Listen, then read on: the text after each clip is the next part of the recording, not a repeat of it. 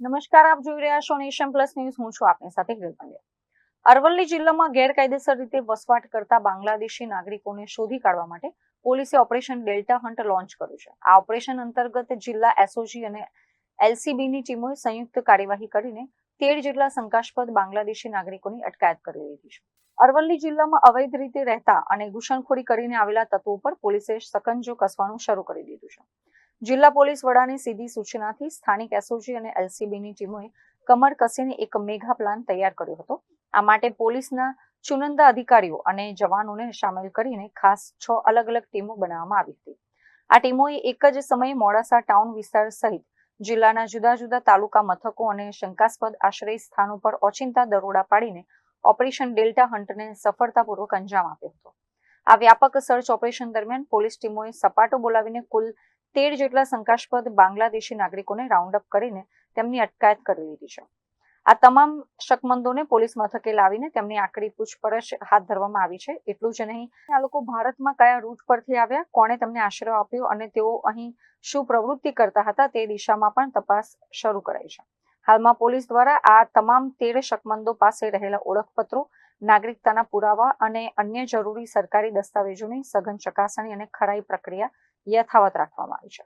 જો તપાસમાં આ તમામના દસ્તાવેજો બોગસ કે શંકાસ્પદ સાબિત થશે તો પોલીસ તેમની સામે ફોરેનર્સ એક્ટ અને અન્ય કાયદાકીય કલમો હેઠળ ગુનો નોંધીને જેલના સળિયા પાછળ ધકેલવાની કડક કાર્યવાહી કરશે.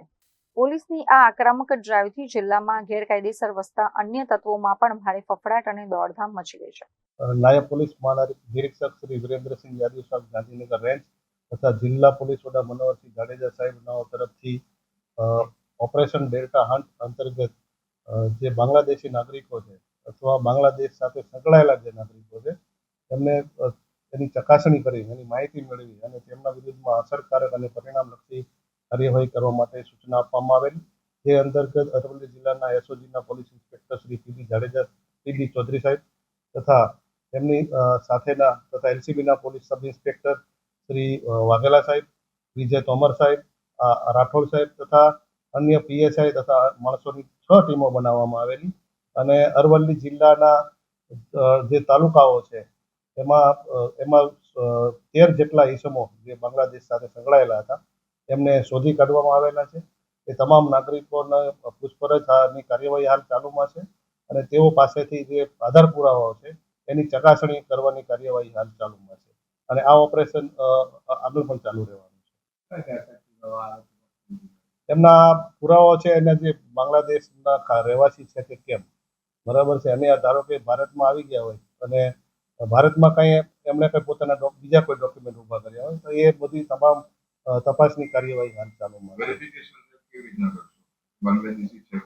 વેરિફિકેશનની અંદર એ લોકો પાસે જે કાંઈ ડોક્યુમેન્ટ મળી આવશે અને એમાં કોઈ બાંગ્લાદેશનું કે એ બાજુનું હશે, બરાબર, તો એના આધારે આપણે તપાસ કરવાની છે.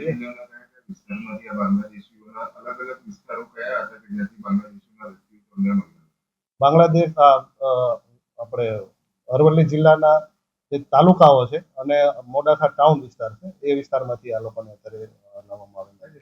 મહેન્દ્ર પ્રસાદ, નેશન પ્લસ ન્યૂઝ, અરવલ્લી. સમાચારોના સતત અપડેટ મેળવવા માટે અમારી નેશન પ્લસ ન્યૂઝની યુટ્યુબ ચેનલને સબસ્ક્રાઇબ કરો, બેલ આઇકન દબાવો અને જોડાયેલા રહો ફેસબુક, ઇન્સ્ટાગ્રામ અને ટ્વિટર પર.